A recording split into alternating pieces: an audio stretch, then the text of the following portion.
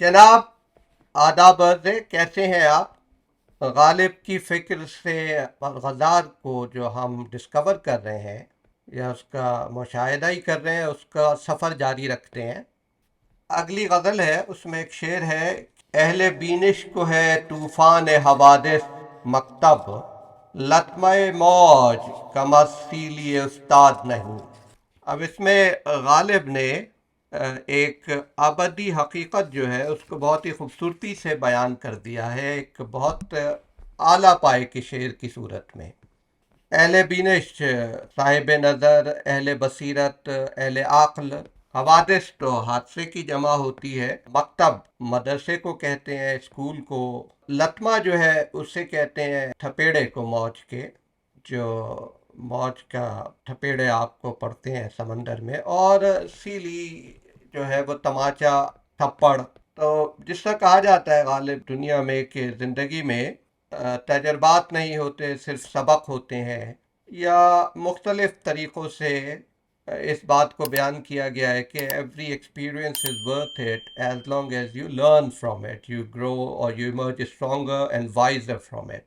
गालिब ने यही बातें कही हैं। गालिब ने बहुत खूबसूरती से कहा, उसने कहा कि ज़िंदगी में जो मुश्किलात आती हैं, जो हादसात होते हैं, जो तूफ़ान उठते हैं, वो जो साहिबान अक्ल हैं उनके लिए वो एक दस्तगाह की, एक स्कूल की मानंद है, जिससे उन्हें ज़िंदगी के ज़रूरी सबक, लेसन्स मिलते हैं कि कहाँ गलती हुई, कहाँ ठीक से तदबीर नहीं हुई, क्यों नुकसान उठाया, किस तरह के लोग होते हैं, किस तरह के लोग किस तरह बिहेव करते हैं। मतलब तमाम आफात, तमाम हादसे इंसान के लिए, जिसकी साहिब अक्ल इंसान के लिए रहबरी और रहनुमाई का बायस होते हैं। और उस हादसे से जो उन्हें ज़र्ब लगती है, वो ये समझ लीजिए कि जैसे उस्ताद का थप्पड़ लगता है स्कूल में, या उस्ताद की, यहाँ पे तो थप्पड़ का रिवाज नहीं रहा, तो एडमॉनिश करता है उस्ताद, तंबीह करता है, तो उसमें शफकत का पहलू होता है, उसमें सिखाने का मकसद होता है। तो जिस तरह से गालिब ने तूफ़ान हवादिस को स्कूल या मकतब करार दिया है, असल बात वो है इस शेर में। और इसकी जिस खूबसूरती से उन्होंने इसको करार दिया है, वो भी बहुत खूबसूरत बात है। मकतब गालिब ने क्यों कहा, स्कूल क्यों कहा, जिम क्यों नहीं कह दिया, वर्जिशगाह? इसलिए कि जिस तरह हुसूल इल्म के लिए स्कूल या मकतब या मदरसे जाना ज़रूरी है, इसी तरह ज़िंदगी के मराहिल में सीखने के लिए तजर्बे से, तूफ़ान हवादिस से, मुश्किलात से गुज़रे बगैर चारा नहीं है। फिर जिस तरह से स्कूल का माहौल आपके लिए बेनिफिशियल होता है, स्ट्रिक्टनेस उसमें चाहे हो, लेकिन असल मकसद ये होता है कि आपके इल्म व बसीरत का सामान किया जाए, आपकी शफ़क़त और तरबियत के लिए माहौल को आरास्ता किया जाए। इस तरह ज़िंदगी की मुश्किलात या हवादिस से भी इंसान को ना कराहत रखनी चाहिए, ना उससे खौफ खाना चाहिए। ये फितरत की तरफ से इनका इंतज़ाम इसलिए होता है कि इंसान सीखता रहे एंड यू इमर्ज बेटर। फिर एक पहलू ये भी है, जब वो मकतब करार देते हैं तूफ़ान हवादिस को, तो उनकी तलखी, नाखुशगवारी ज़ायल कर दी, अच्छी यादें रह जाती हैं, अब आप सीखते हैं, और दहशत ज़ायल कर दी, और ये कहा कि इनसे खौफज़दा होने के बजाय उससे इल्म हासिल कर लो। तो ये इंसान ज़िंदगी की एक बड़ी हकीकत गालिब ने इस शेर में आश्कार की है, आपके पेश नज़र रहनी चाहिए। फिर ये बहुत अच्छी गज़ल है, इसका मतलब था, नाला जुज़ हुस्न तलब ऐसे तमीजाद नहीं है, तकाज़ाए जफ़ा शिकवे बेदाद नहीं। तो इसी गज़ल में आगे जाकर एक शेर है कि रंग तमकीने गुल लाला परेशान क्यों है, गर चरागान सरे राह गुजरे बाद नहीं। बाद हवा कहते हैं, तमकीन स्टेबिलिटी, ठहराव, करार। तो इस शेर में गालिब ने कहा है कि जो चीज़ें ज़िंदगी में रौनक, आराइश, हुस्न जमाल के एतबार से बहुत आला और अजीज़ समझी जाती हैं, उनकी बेसबाती भी उतनी होती है। और बड़े मुनासिब अंदाज में गालिब ने इसको पेश कर दिया है कि अगर लालो गुल या जो भी चीज़ ज़िंदगी में हुस्न जमाल और करार का बायस हो, वो हवा के रास्ते पे चरागा की हैसियत रखते हैं, और अगर नहीं रखते تو پھر ان میں قرار اسٹیبلٹی کیوں نہیں ہے؟ جو چراغ زندگی کی خوشیاں خوبصورتی ایسے ہوتی جیسے چراغ راستے پہ چلایا جائے اور راستہ بھی ہوا کا ہو، تو وہ پھر کسی کمپلیٹ اسٹیبلٹی انپرٹربڈ وے میں وہ روشن نہیں رہ سکتا، جھلملائے گا بھی، بجھ بھی سکتا ہے۔ اور اسی طرح سے زندگی کے جو ہمارے رنگ ڈھنگ ہیں ان کے لیے مکمل ثبات میسر نہیں ہے۔ پھر اس سے اگلا شعر ہے: سبد گل کے تلے بند کرے ہے گلچین، مژدہ اے مرغ کہ گلزار میں صیاد نہیں۔ سبد گل وہ ٹوکری جس میں پھول چن چن کے جمع کیے جاتے ہیں، جیسے پچھی ایک پنجابی میں ہمارے یہاں کہتے ہیں۔ سمپل معنی یہ ہے کہ اے پرندے تجھے خوشخبری ہو، جو گلچی ہے وہ فلاور جو پک کرتا ہے فلاورز، وہ تجھے پھولوں کی ٹوکری کے نیچے ہی بند کر رہا ہے اور صیاد باغ میں ہے نہیں۔ تو اب تیری پنجرے کی سختیاں ختم ہو گئیں، پھولوں سے بھی تو قریب ہو گیا، اب تیرے ارد گرد پھول ہی پھول ہوں گے۔ یہاں پرندے سے مراد ظاہر ہے مرغ سے مراد بلبل ہے۔ جو صیاد تیرے لیے سب سے بڑی مصیبت ہے، تمہارے بہت وہ دور ہے تجھ سے۔ یہ غالب نے شاید اپنے زمانے کے تناظر میں کہا ہے کہ جب آزادی کا جذبہ پھیل رہا تھا تو اطمینان سے تسلط کی صورت مشکل تھی، تو انگریزوں نے اصلاحات کا خاکہ تیار کیا اور اسے نافذ کر دیا۔ تو اس سے یہ مطلب ہے غالب کا کہ صیاد تو باغ سے نکل گیا، اب اس نے صیادی کی جگہ گلچینی اختیار کر لی ہے، یعنی صرف طاقت کی پہ شکار نہیں کرتا پہلے کی طرح، قوت کے بل پہ صرف اپنے کالونی کے محکوموں کو نہیں دباتا، صرف مالی فائدے اٹھاتا ہے، پھول چنتا ہے گلشن سے اور اپنے کام کرتا ہے۔ تو یہ ہے۔ پھر اس میں آگے ایک شعر ہے: کم نہیں جلوہ گری میں تیرے کوچے سے بہشت، یہی نقشہ ہے ولے اس قدر آباد نہیں۔ یہ ایک کثیر المعانی شعر ہے، اس کی کئی جہتیں ہیں۔ سمپل الفاظ تو یہ ہے کہ ظاہری جلوہ آرائی میں تو بہشت تیرے کوچے سے کم نہیں ہے، اس کا نقشہ، اس کا حلیہ بھی یہی ہے، لیکن وہاں اتنی رونق نہیں ہے۔ مطلب یہ کہ محبوب کے کوچے میں شاخ کا جو ہجوم رہتا ہے، جو رونق ہے، جو بزم آرائی ہے، وہ بہشت میں نظر نہیں آتی۔ مجھے شعر کربلا جا کے بہت یاد آیا تھا۔ دوسرا پہلو یہ ہے کہ محبوب حقیقی کے شیدائیوں کا جو ہجوم ہے، جو رب کا جلوہ دیکھنا چاہتے ہیں، وہ اس قدر زیادہ ہیں کہ بہشت میں جانے والوں کی تعداد کو ان سے کوئی مقابلہ نہیں ہے۔ غالب کے فلسفے کے مطابق بہشت میں وہ جائیں گے جو نیک عملی کی جزا پائیں گے، لیکن جسے جلوہ خداوندی، دیدار حقیقی کی آرزو ہو، وہ بہشت سے سروکار نہ رکھے گا اور دیدار ہی کا منتظر رہے گا۔ اور غالب کہتے ہیں کہ ان کی تعداد حسن عمل کی جزا پانے والوں سے بہت زیادہ ہوگی۔ اب یہ غالب کا اپنا خیال ہے، لیکن اس شعر کے کئی اور معنی بھی نکلتے ہیں۔ ایک معنی تو حسن تلمی کا ہے، یہ دیکھیے آپ کہ غالب نے کس قدر خوبصورتی سے بہشت کو اپنے محبوب کے کوچے سے تشبیہ دی ہے، محبوب کے کوچے کو بہشت سے تشبیہ نہیں دی۔ اللہ اگر وہ کہے کہ تیرا کوچہ بہشت سے بہتر ہے، کوئی بات ہی نہیں، یا بہشت جیسا ہے لیکن بہشت سے بہتر ہے، یا نہیں، وہ یہاں پر کہہ رہے ہیں کہ بہشت بھی ایسی ہی ہے لیکن یہ بات نہیں۔ پھر ایک پہلو یہ ہے کہ جس نے محبوب کا کوچہ دیکھا ہوا ہو، یعنی عشق حقیقی میں مبتلا رہا ہو، اور وہ بہشت میں جاتا ہے تو اسے بھی وہ اپنے محبوب کے کوچے جیسی ہی لگتی ہے، لیکن اتنی اٹریکٹیو، دلاویز نہیں لگتی، کیونکہ محبوب کے کوچے میں جو لوگ تھے وہ ان لوگوں سے کہیں زیادہ انٹرسٹنگ تھے جو جنت میں ہے، کیونکہ وہ ذا بورنگ یا اس سے کہتے ہیں سیٹک لوگوں سے بھری ہوئی ہے۔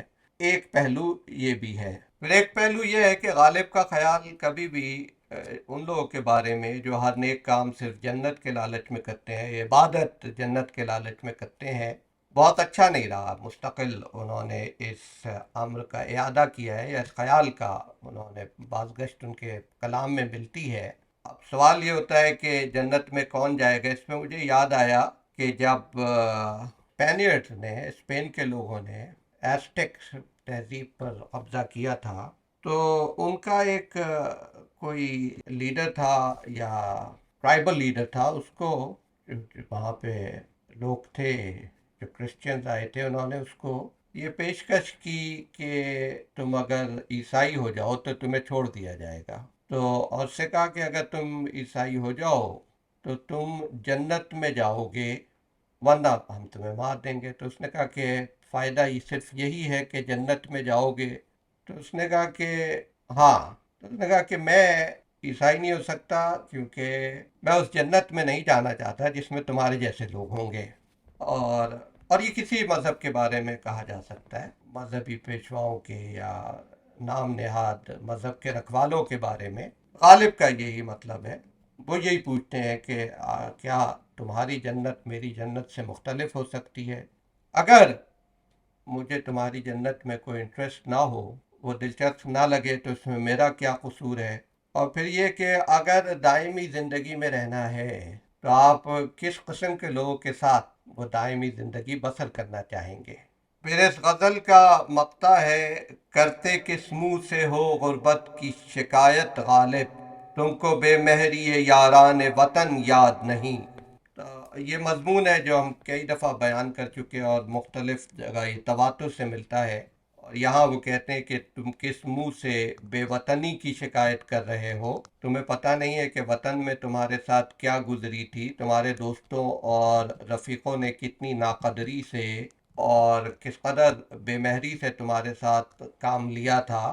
مطلب غالب کا یہ کہ وطن سے جو محبت ہوتی ہے وہ اہل وطن کی مہربانی، قدر شناسی، ہمدردی کی وجہ سے ہوتی ہے۔ جہاں پہ یہ چیزیں مفقود ہوں تو وہ وطن کیا اور بے وطنی کیا، سب ایک جیسا ہوتا ہے۔ اگلی غزل کا پہلا شعر ہے کہ دونوں جہان دے کے وہ سمجھے یہ خوش رہا، یا آ پڑی یہ شرم کہ تکرار کیا کریں۔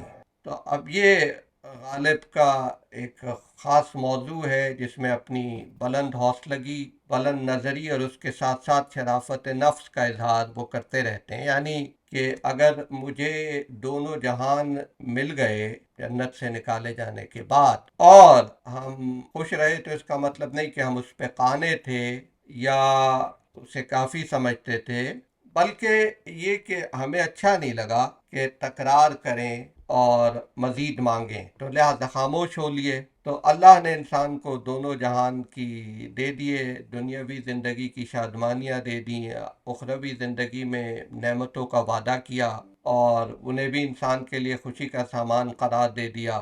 انسان پھر بھی قانے نہیں ہے، دل سے خوش نہیں ہو سکتا، کیونکہ یہ نعمتیں اسے اللہ تعالیٰ اپنی ذات سے جدا کرنے کی صورت میں دے رہا تھا، نیچے بھیج رہا تھا، لیکن اب شرم دامنگیر ہوئی کہ عطا کرنے والے سے تکرار کیا کریں، کیسے کہیں کہ بھائی یہ نہ دو، ہمیں خود سے دور نہ کرو، صرف ان نعمتوں کے بجائے ہمیں اپنی ذات میں ضم رہنے دو۔ یہ بس ایک غالب کا طریقہ ہے، فراخ دلی کا، حوصلگی کا، کہ یہ انسان کی بندگی و عبودیت کا ایک کرشمہ ہے کہ جو کچھ مل گیا اس پہ قناعت کی کوئی وجہ نہ بھی ہو، پھر بھی عطا کرنے والے سے شکایت، تکرار مناسب نہیں ہے۔ اگلا شعر ہے کہ تھک تھک کے ہر مقام پر دو چار رہ گئے، تیرا پتہ نہ بتائیں تو ناچار کیا کریں۔ آسان سا صوفیانہ شعر ہے کہ سلوک و معرفت کی منازل آسان نہیں ہوتی، اور کتنی ہی منزلیں طے کر لی جائیں، اس کی ابدی حقیقت تک پہنچنا ناممکن نہیں تو انتہائی مشکل ہے۔ ہر کوئی جسے بھی دیکھو وہ سفر سے چور ہو کر کسی نہ کسی منزل پر رک گیا ہے، آگے نہیں جا سکا۔ تو لوگ سلوک و معرفت کی منزلوں میں دو دو چار چار کر کے تھک تھک کے ٹھہرتے جاتے ہیں۔ اب باری تعالیٰ تو ہی بتا کہ تیرا پتہ نہ ملے تو یہ بے بس و بیچارہ لوگ کیا کریں۔ ایک اور اگلا شعر ہے، بلکہ کیا شمع کے نہیں ہے ہوا خواہ اہل بزم، ہو غم ہی جاں گداز تو غم خوار کیا کرے۔ شعر کا مقصد ظاہر ہے کہ یہ ایک حقیقت کو بیان کرتا ہے کہ دنیا میں ہر شے کا وجود کسی نہ کسی مقصد کے لیے ہے، اس مقصد کے لیے استعمال ہونا ہی اس کی معراج ہے۔ کا یہ مطلب نہیں کہ اوروں کو اس سے ہمدردی نہیں ہے، اس کا مطلب یہ ہے کہ یہی اسکیم آف تھنگز ہے، اسی طرح سے یہی مقصد ہے اس کی خلقت کا. یعنی شمع کی مثال دی ہے کہ وہ محفل میں روشنی کرتی ہے، خود جل کے روشنی ہوگی تو وہ پگھلے گی. اب یہ نہیں ہے کہ اس کے ارد گرد جو لوگ ہیں وہ اس کے غمخوار یا بہی خواہ نہیں ہے، لیکن ان کی ہمدردی سے اسے کوئی فائدہ نہیں پہنچا سکتے وہ، کیونکہ اس کی تخلیق کا مقصد یہ ہے کہ وہ خود جل کر دوسروں کو روشنی فراہم کرے تاکہ اس کی ہستی ختم ہو جائے. تو اسی طرح کائنات کا ہر وجود جو ہے وہ قدرت کا مقرر کیا ہوا مقصد پورا کر رہا ہے، اور اس مقصد میں اس کے لیے جو لوازم، جو مشن اس کا باعث تخلیق ہے، وہ ان سے بچ نہیں سکتا. اس کا کوئی علاج نہیں ہے. علاج کیا ہے بھائی؟ آپ شمع ہے، شمع سے محفل قائم ہے، اس کی روشنی سے اگر شمع بجھا دیں محفل باقی نہیں رہے گی. اسی طرح ہر چیز کا ایک مقصد ہے. اگلی غزل کا شعر ہے کہ قیامت ہے کہ سن لیلا کا دشت قیس میں آنا، تعجب سے وہ بولا یوں بھی ہوتا ہے زمانے میں. اس پہ مجھے اقبال کا شعر یاد آیا، وہ بھی ایک بہت خوبصورت شعر ہے. عزت ہے محبت کی قائم قیس حجاب محمل سے، محمل جو گیا عزت بھی گئی، غیرت بھی گئی، لیلا بھی گئی. مقصد دونوں کا ایک ہی ہے کہ سچا عاشق کبھی محبوب کی رسوائی بے حجابی گوارا نہیں کرتا. اگلی غزل میں ایک شعر ہے زوال آمادہ اجزا آفرینش کے تمام، مہر گردوں ہے چراغ رہ گزارے باد یا. آفرینش پیدائش مخلوق. غالب کہتے ہیں زوال آمادہ فنا ہونے کے لیے تیار، جو فنا ہو جائیں گے فانی. سورج کی یہ مثال اس لیے دی ہے کہ وہ سب سے تخلیقات میں سب سے نمایاں، سب سے اہم ہے یونیورس میں، جتنا ہمیں معلوم ہے. لیکن غالب کہتے ہیں کہ وہ بھی اجزائے عالم میں سے ہے، اور تمام چیزیں جو ہے دنیا میں، اس کائنات میں، سب فانی ہے، آمادہ زوال و فنا ہے. اب سورج کو چراغ رہ گزار بعد سے تشبیہ دی ہے، جو بالکل نئی ہے. بعد سے مراد ہے وقت. یہاں تو وقت کی راہ گزر پہ سورج بھی ایک چراغ کی مانند روشن ہے، اور ایک نہ ایک دن اسے بھی فنا ہو جانا ہے. وَيَبْقَ وَجْهُ رَبِّكَ ذُو الْجَلَالِ وَالْإِكْرَامِ. تو بس وہی چہرہ رہ جائے گا. باقی جتنی بھی چیزیں ہیں، زمین، یہ وہ جتنے سیارے معلوم ہے، سب سے بڑا نمایاں وجود، اسینشل وجود، ناگزیر وجود، جس پہ حیات کا، پورے نظام شمسی کا، ہر زندگی کا، پانی کا، سب کا دار و مدار ہے، اس کو رضا غالب نے فنا کا ثبوت دینے کے لیے چنا ہے. اور یہ کہا ہے کہ جو سورج آسمان پہ روشن نظر آ رہا ہے، یہ کیا ہے؟ یہ وقت کے راستے میں ایک چراغ روشن ہے، کیا پتا کب گل ہو جائے. اب جب سورج کا یہ حال ہے، باقی اشیاء کا معاملہ آپ خود سمجھ سکتے ہیں. تو یہ انتہائی فصیح اور ایلوکوینٹ سے ملی ہے. اگر آپ اس کو غور کریں، جیسے میں نے عرض کیا کہ اصل چیز تشریح نہیں ہوتی، اصل چیز یہ ہوتی ہے کہ اگر آپ کو معنی سمجھا دیے جائیں اور پھر آپ غالب کو پڑھیں تو پھر جو لطف آئے گا اس کی کوئی انتہا نہ ہوگی. اگلی غزل میں بہت مشہور لافانی اشعار ہیں. یہ ہم جو ہجر میں دیوار و در کو دیکھتے ہیں، کبھی صبا کو کبھی نامبر کو دیکھتے ہیں. وہ آئیں گھر میں ہمارے خدا کی قدرت ہے، کبھی ہم ان کو کبھی اپنے گھر کو دیکھتے ہیں. فراز کا ایک شعر یاد آیا اس پہ کہ کوئی بتلاؤ کہ ایک عمر کا بچھڑا محبوب اتفاقاً کہیں مل جائے تو کیا کہتے ہیں. وہی تحیر، وہی حیرت، لیکن ظاہر ہے کہ وہ غالب کی سی بات کہاں ہے. تو کہ عاشق کو اپنے گھر میں محبوب کی آمد کا یقین نہیں ہو رہا، حیرت کا عالم طاری ہے. تو کبھی گھر کو دیکھتا ہے، کبھی محبوب کو دیکھتا ہے، اور پھر سوچتا ہے کہ یہ گھر میرا ہی ہے یا کسی اور کا ہے.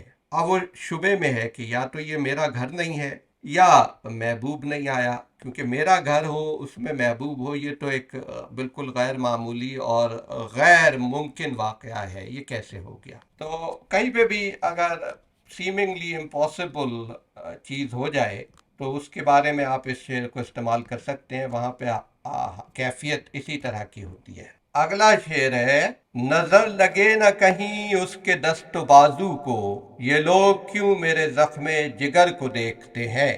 یہ اردو کے بہترین اشعار میں سے ایک ہے۔ اس شعر کی خوبی مولانا طباطبائی نے بھی جیسے کہا ہے کہ بیان سے باہر ہے۔ بڑے بڑے مشاہیر شعراء کے دیوان کھنگال لیں، آپ کو اس کے پائے کا شعر نہیں ملے گا۔ سادہ سا خیال ہے، لیکن کس طریقے سے اپنی ڈیووشن، اپنی محبت کو بیان کر دیا، اور یہ عشق حقیقی اور مجازی دونوں میں استعمال ہو سکتا ہے۔ غالب کی یہی ندرت بیان ہے، یہی بلند خیالی ہے کہ ان کے کسی بھی ان کے اشعار اور جو کیفیت وہ کیفیات بیان کرتے ہیں وہ کسی بھی پیور جذبے کے لیے استعمال کی جا سکتی ہیں۔ تو کیا وہ یہ رہے ہیں کہ یہ لوگ کیوں آ کے میرے جگر کا گھاؤ دیکھتے ہیں، کیوں ہمدردی کرتے ہیں، کیونکہ کہیں اس سے ایسا نہ ہو کہ جس نے مجھے یہ زخم لگایا ہے، جو ناوک فگن ہے، جو میرا محبوب ہے، اس کے دست و بازو کو نظر لگ جائے۔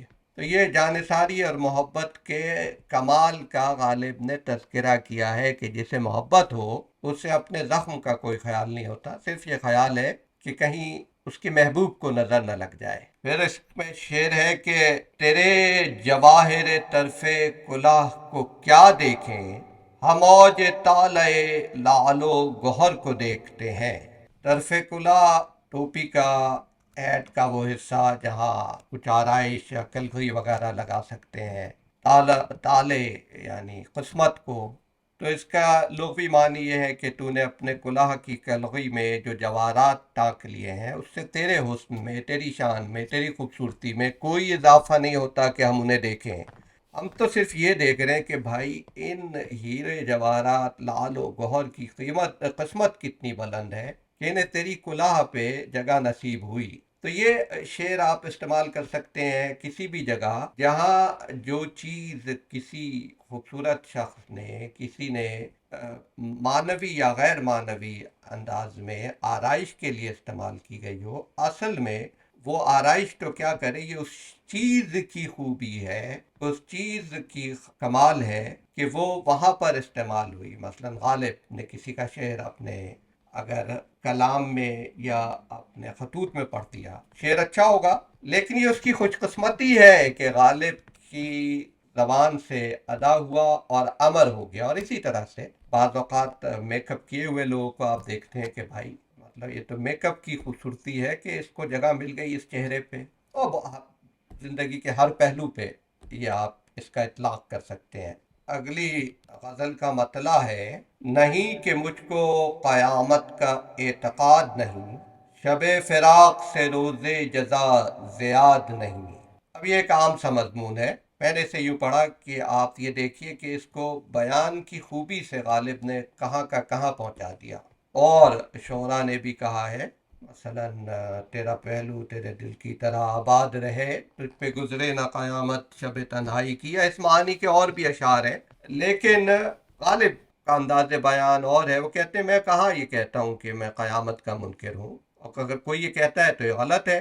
میرا اعتقاد قیامت پر قائم ہے، لیکن شبائے ہجر کو بھی رکھوں گھر حساب میں، لیکن یہ کہ جدائی کی رات میں جو مصیبتیں اور مشقتیں میں نے برداشت کی ہیں، اس کے لیے قیامت کا دن ہجر کی رات سے بڑا ہوا نہیں ہے۔ یعنی تو نے انسان کو اپنے سے دور کر دیا، وہ جو ہجر ہے، تجھ سے جو فراق ہے، اب اس کے بعد تیری قیامت پہ تو اعتقاد ہے، لیکن اس سے زیادہ کیا مصیبت ہوگی۔ اگلی غزل ہے کہ تیری فرصت کے مقابل اے عمر، برق کو پابہ ہنا باندھتے ہیں۔ عمر کی، زمانے کی، زندگی کی ناپائیداری کو غالب کہتے ہیں، اچھا پہلے سمجھ لیجیے پابہ ہنا کہتے ہیں جس کے پیر میں مہندی لگی ہو، جیسے آپ نے سنا ہوگا ان کے پیروں میں مہندی لگی ہے، آنے جانے کے قابل نہیں ہے۔ تو جس کے پیروں میں مہندی لگ جائے تو وہ تو اول چل ہی نہیں سکتا، چلے گا تو تیز نہیں چل سکتا۔ اب وہ کہہ رہے ہیں کہ عمر کی فرصت اتنی کم ہے کہ اس کے مقابلے میں جو برق بجلی کی رفتار ہے وہ بھی ایسا لگتا ہے کہ جیسے اس کے پیروں میں مہندی لگی ہو، یعنی عمر کے مقابلے میں بجلی کی رفتار بھی سست محسوس ہوتی ہے۔ پھر اگلا شعر ہے، قید ہستی سے رہائی معلوم، اشک کو بے سر و پا باندھتے ہیں۔ फिर कहते हैं कि नशे रंग से है वाशुदे गुल, मस्त कब बंद कबा बांधते हैं। गलती हाय मदामी मत पूछ, लोग नाले को रसा बांधते हैं। अहले तदबीर की वामानदगियां, आबलों पर भी हिना बांधते हैं। सादा पुरकार है खूबा गालिब, हमसे पैमाने वफा बांधते हैं। अल्लाह ये कि ये जो हसीन लोग हैं देखने में बड़े सीधे साधे लगते हैं, लेकिन है चालाक पुरकार हैं कि ये हम ऐसे लोगों से वफादारी का यकीन और पैमान बांधते हैं, हालांकि हम इनकी वफा के फरेब में नहीं आ सकते।